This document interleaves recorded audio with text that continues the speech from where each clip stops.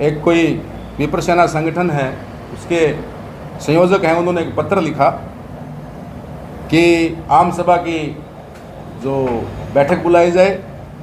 अच्छा सुझाव है, लेकिन किसी बैठक को बुलाने से पहले उसकी तैयारियां करनी होती हैं। उसके लिए ये ज़रूरी नहीं होता कि आप घर घर जाके हस्ताक्षर अभियान चलाओ। तो वो लोग जो व्यक्तिगत रूप से, जिनका ना कभी ब्राह्मण सभा में विश्वास था, ना कभी ब्राह्मण सभा के बैनर के नीचे उन्होंने कोई कार्य किया, वो 2-4 लोग, उनका मैं नाम भी लूँगा यहाँ, मैं बड़ी बेबाकी से बात करता हूँ जब भी करता हूँ, मुझे किसी चीज़ का डर नहीं है।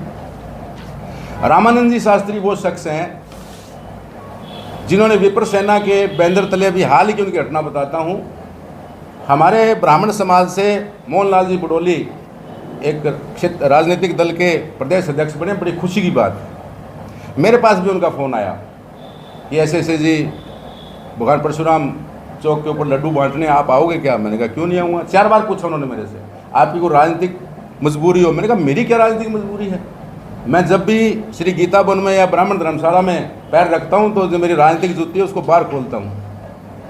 4 बार, क्योंकि वो मेरे मुंह से ना सुनना चाहते, लेकिन मैं गया, लड्डू बांटे, अच्छा हुआ, सबने अपना अपना वक्तव्य दिया। लेकिन दुख तब हुआ जब विप्रसेना का बैनर वहाँ भगवान परशुराम चौक के ऊपर लगा हुआ था और सुरेंद्र जी पारी के एक पार्टी विशेष के नारे लगा रहे थे। लोगों का आज भी मुझे फ़ोन आता है कि क्या सभा को आपने किसी एक राजनीतिक दल के यहाँ गिरवी रख दिया। मुझे बड़ा दुख है। अच्छी बात है, कोई राजनीतिक दल हमें सहभागिता देता है, हमें हमारे भाई का स्वागत भी करते हैं, उसको ताकत भी देते हैं, लेकिन एक किसी राजनीतिक पार्टी के सर्वे सर्वा के वहाँ गुणगान करना, नारे लगाना, मैं सभा को ऐसे बिकने नहीं दूंगा। श्री ब्राह्मण सभा पावन और पवित्र है। वो किसी एक विशेष व्यक्ति की बपोती नहीं, पूरे ब्राह्मण समाज की है। जब ऐसी पावन पवित्र संस्था पर ऐसे गैर जिम्मेवार लोग बैठ जाते हैं जिनको ये भी नहीं पता कि हम बोल क्या रहे हैं, वो सत्य की कसौटी पर खरा उतरेगा या नहीं, झूठ का बुर्का पहनकर वो समाज को कुछ दिखाते हैं, लेकिन सारा समाज जानता है कि किसका चित्र और चित्रण कैसा है। हम किसी विशेष पार्टी से बिलोंग नहीं करते, हम केवल हमारे ब्राह्मण समाज से बिलोंग करते हैं। जब ब्राह्मण समाज का कोई प्रतिष्ठित चेहरा उभर कर सामने आता है तो विप्रसेना के द्वारा उसका आदर सम्मान किया जाता है, उसको सम्मानित किया जाता है। मोहनलाल जी बडोली हरियाणा बीजेपी प्रदेश के अध्यक्ष चुने गए। ब्राह्मण समाज में बड़ी खुशी की लहर दौड़ी और उसी खुशी को जाहिर करने के लिए हमने भगवान परशुराम को माल्यार्पण किया और लड्डू बांटे। अब ये बातें भी कुछ लोगों को पचती नहीं, क्योंकि वो जो दयानंद जी की बात करते हैं वो बताते हैं कि प्लेटफॉर्म चाहिए। मैं सबसे पहले आपको बता दूं कि जो ब्राह्मण यज्ञोपवीत को धारण करता है, जो शिखा को धारण करता है, जो हाथ में माला रखता है, जो माथे पर तिलक रखता है, उसके लिए तो किसी प्लेटफॉर्म की आवश्यकता नहीं है। उसके लिए तो यज्ञ मंडप ही सबसे बड़ा प्लेटफॉर्म है। हर यजमान का घर उसके लिए प्लेटफॉर्म है। उनकी ये भूल है, वो न जाने दिन में तारे देखते हैं या कैसे मंगई लाल के सपने देखते हैं, क्या बोल देते हैं, उनको कुछ पता ही नहीं चलता। विनाशकालीन विपरीत बुद्धि। इस सभा में पहले भी राजनीतिक लोगों ने कार्य किया है।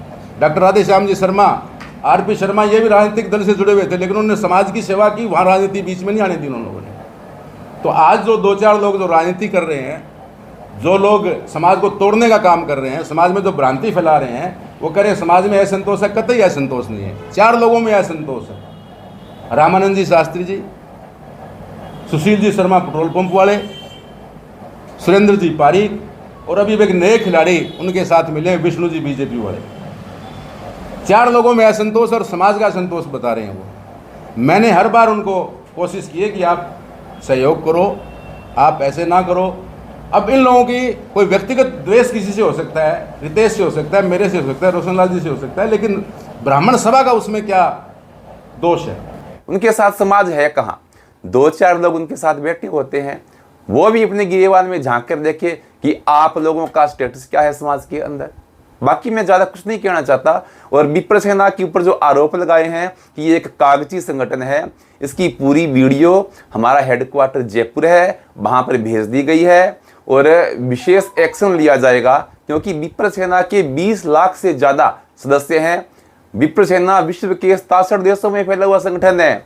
विप्र सेना ने 24 घंटे में राजस्थान, जो भारत का सबसे बड़ा स्टेट है, उसके प्रदेश अध्यक्ष को चेंज करवाकर आदरणीय माननीय सीपी जोशी जी को प्रदेश अध्यक्ष बनवाया गया। और चुनाव जैसे ही हुए तो हमारे राजस्थान प्रदेश को ब्राह्मण चेहरा भजनलाल जी के रूप में दिया गया, जो विप्र सेना के संयोजक हैं। अब इतने बड़े प्रदेश पर भी कितना बड़ा राज हुआ ब्राह्मणों का। और हरियाणा के अंदर भी हमने संघर्ष किया तो मोहनलाल बुड़ली जी का चेहरा हमें देखने को मिला। विप्र सेना का इसमें बहुत बड़ा सहयोग रहा।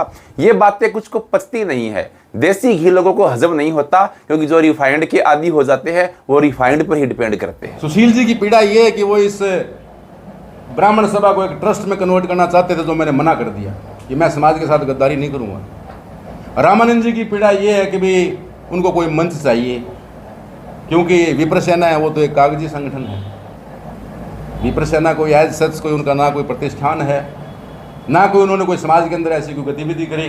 ठीक है, 2-4-5 लोग इकट्ठे करके प्रेस में, भाई विजय जी जो उस प्रक्रिया में लगे हुए हैं, और बहुत ही शीघ्र अब कहते हैं आम सभा बुलाओ। आम सभा तुम बुलाओगे क्या? आम सभा ब्राह्मण सभा बुलाएगी। ब्राह्मण सभा के महासचिव आह्वान करेंगे, कार्यकारी प्रदान करेंगे, सेक्रेटरी करेंगे, उपाध्यक्ष करेंगे, खजांची करेंगे। युवा ब्राह्मण सभा का प्रधान कह सकता है। अच्छी बात, आप सुझाव दो। आपने चिट्ठी लिखी और उस चिट्ठी में मैं आपको दिखाऊंगा, चिट्ठी में उनको पता ही नहीं संगठन कैसे चलते हैं। चिट्ठी में विजय जोशी जी को पत्र लिखते हैं कि आप जो है आम सभा बुलाइए और जब तक चुनाव नहीं होती आप ब्राह्मण सभा कार्यभार संभालिए। अरे भाई, आपका काम कर्मकांड करना है, आपका काम पूजा पाठ कराना है, आपको पता ही नहीं संगठन कैसे चलते हैं। जब कोई सभा भंग भी हो जाती है तो भी कार्यकारी अध्यक्ष तो उसका अध्यक्ष ही होता है। इस सभा के संगठन की वो बात करते हैं, श्री ब्राह्मण सभा। सबसे पहले तो मैं हवनिंग करके उस सभा के नाम को ही चरितार्थ करता हूँ। मुझे गर्व है कि मैं ब्राह्मण हूँ और उस श्री ब्राह्मण सभा को आदर के रूप से देखता हूँ। शायद वो भूल गए कि आप ब्राह्मण होते हुए हवन और यज्ञ पर उंगली उठाते हैं। बड़े शर्म की बात है ब्राह्मण समाज के लिए। उस सभा के वो सभापति हैं और ऐसी बातें करते हैं जिसे समाज शर्मसार हुआ है। ब्राह्मण समाज उन्हें कभी माफ नहीं करेगा। न उसके साथ कल ब्राह्मण था, न आज ब्राह्मण है, न आगे ब्राह्मण हो। और हम इन सारी चीज़ों से जो आज ये प्रेस कॉन्फ्रेंस कर रहे हैं, ये बेफजूल की मानता हूँ मैं तो। प्रेस कॉन्फ्रेंस क्यों? अगर ऐसी हरकतें ही ना हो तो ऐसी कॉन्फ्रेंस ही ना हो। देखिए, मुझे तो ये सुनकर हंसी आती है इस कार्यकारिणी पर कि इनके युवा कार्यकारी जो अध्यक्ष हैं वो कहते हैं कि आज की कॉन्फ्रेंस को भी मैं बेफजूल की कॉन्फ्रेंस समझता हूँ। पहले तो प्रधान दयानंद जी ये डिसाइड करें कि ये फजूल की कॉन्फ्रेंस कर रहे हैं या बेफजूल की कॉन्फ्रेंस कर रहे हैं। ये खुद ये 4 सदस्य बैठ के ये भी नहीं डिसाइड कर पा रहे कि हमारी कॉन्फ्रेंस किस मुद्दे पर होगी। आरोप प्रत्यारोप लगाने से पहले उनको बैठ कर ये डिसाइड करना चाहिए कि हमने क्या विचार रखने हैं। बड़ी दुख की बात है और हंसी की बात भी है, इतनी बड़ी संस्था के कार्यकर्ता ऐसे वचनों का प्रयोग